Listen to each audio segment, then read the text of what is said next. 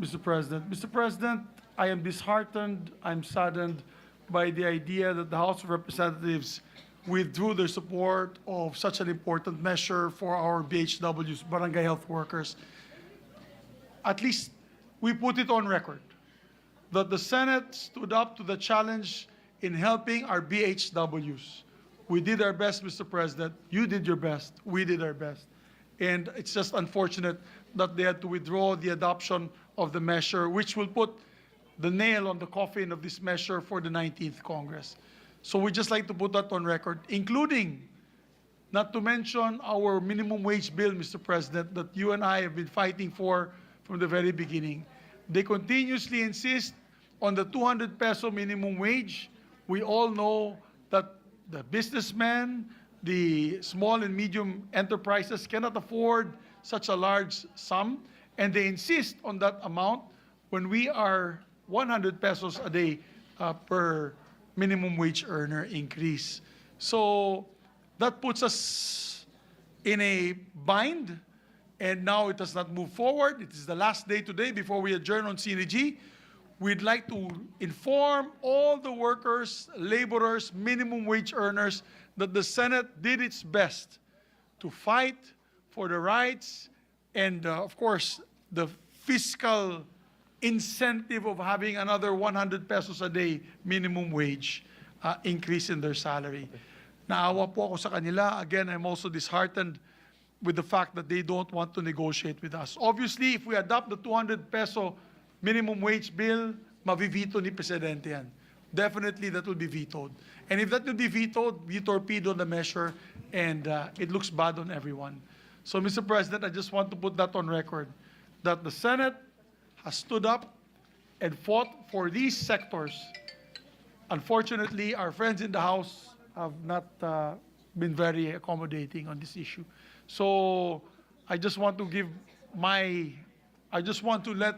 vent out my sadness on these particular two topics.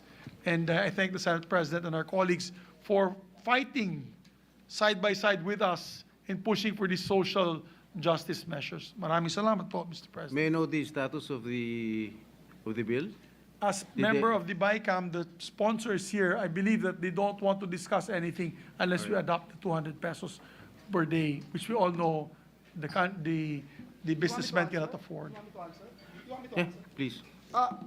Mr. President, just to report out to the body, Mr. President, if you recall, we passed this measure more than a year ago, and we were able to get the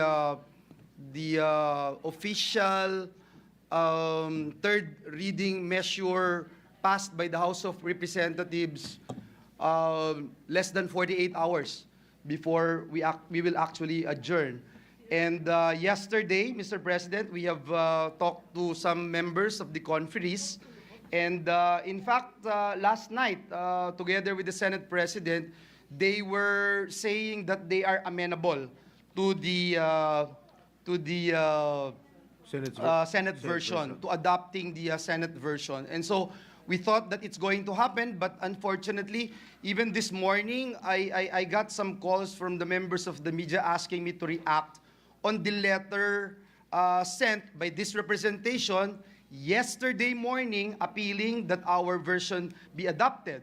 But today, apparently, there was a letter circulating, and I would say, I have to say that this is not an official letter because I have not received any letter from the chairperson of the Senate, House of Reps Committee on Labor chairperson, that they will continue to push for their own version. However, Mr. President, a lot of labor groups, including the wage boards, etc., are calling our counterparts in the House to adopt the Senate version, which they all support.